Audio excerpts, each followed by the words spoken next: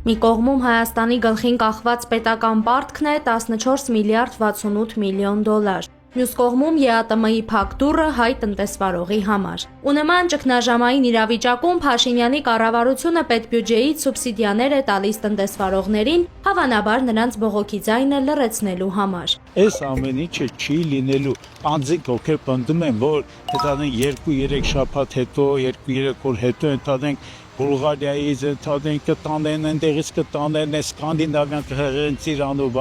այս մարդիկ խաբում են։ Այս խումբը, սա ստախոսների խումբ է։ Սրանք օրական ընդհանրեն գլուխը պրծցնելու, սուտ ասելու, ժողովրդական լեզվով թռնելու խումբ է այս խումբը։ Տնտեսագետ Կամենդատյանի խոսքով տնտեսության մասին գիտելիքներ չունեցողներն այս ոլորտում անելիք չունեն։ Այս սուբսիդիան հավատացեք, որ տրվում է այն ապրանքներին,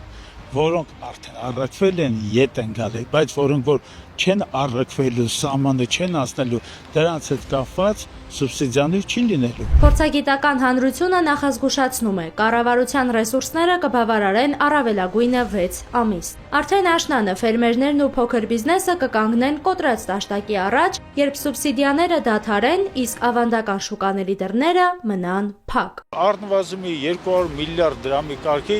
բանկերին եւ ապահովական ընկերություններին սպառնում է վտանգ, որը որ պետությունը պարտադիր պետք է օգնի այդ վտանգը չեզոքացնել։